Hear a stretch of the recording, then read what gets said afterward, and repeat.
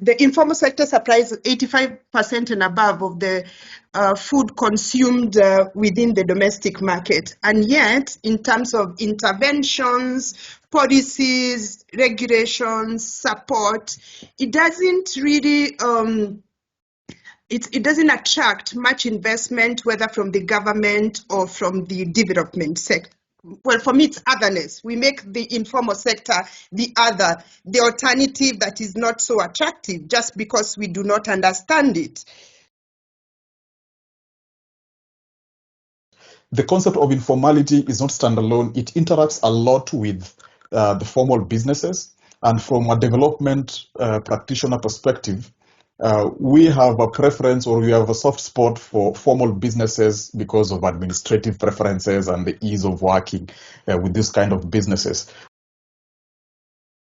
These local traders or local traders, they know all the socioeconomic conditions, their need as well, and they, somebody in the family, if there is a sick person and this farmer doesn't have money, they can just go to this trader and they support. This is outside the business that you cannot get it from formal sector.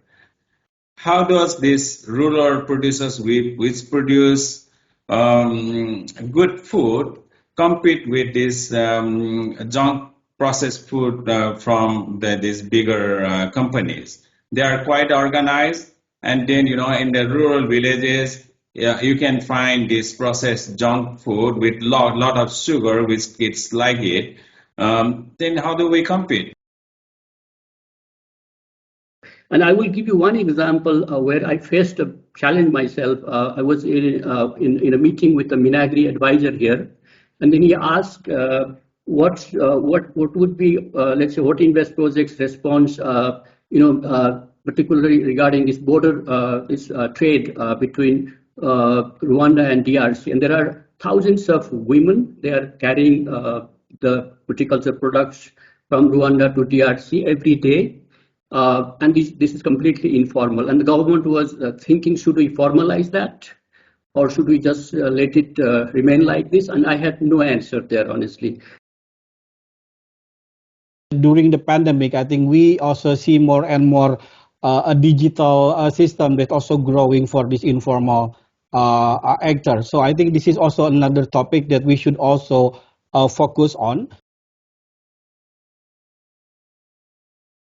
The payment scheme here is also less favorable for the smallholders. For example, the modern retail market, they will pay later. For example, in 1 month after we deliver the fruit or the vegetable. While in informal market, they get what you call it, kind of cash, or maybe the short-term period for the payment. So it's bring a bigger risk for the supplier. The informality of the markets, it's a reality. It's part of the economy, and it's not going anywhere. It's not going to be overcome or basically phased out by modernization. And so that should inform the way we design our programming. In one of our projects in Kenya, Tuskel, for example, early this year we were doing a visit in some of the slum areas, and it was amazing to see actually. It is formal businesses that are trying to informalize their business models. Yeah, sharing the case of the Kenya government, when they started the whole agenda about formalization of small businesses, it was purely about bringing the small businesses within the tax bracket. So there's a lot of suspicion by small businesses when we begin talking about formalization.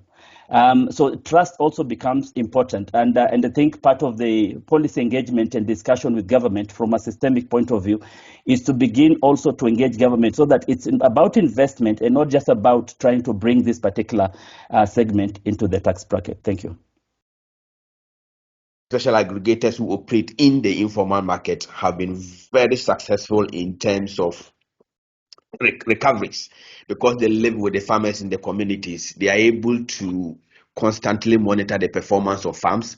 They know when the farmer is producing, when the farmer is applying a particular kind of fertilizer, and when the farmer is harvesting. So they are constantly on the community, in the community, to see what the farmer practices are and what constantly they are doing, and the recovery becomes easier because they live with them in the community. So such selling on the part of the informal markets in terms of the food system is lower as compared to large businesses or farms trying to engage smallholder farmers in the production of some specific products for their market. On a broader sense, I think that to be able to engage meaningfully with the informal sector, we need to lower our partnership requirements in terms of our engagement principles to be able to bring them on board.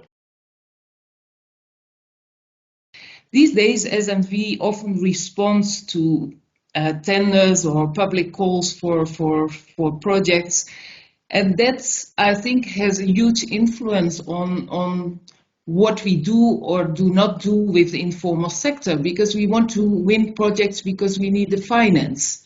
So we make proposals that we feel like will be the winning proposal for the donor. And then when we have a project, we have to implement it. And it's a huge challenge to convince our potential donors or our potential funders or our funders that we need to work with the informal sector.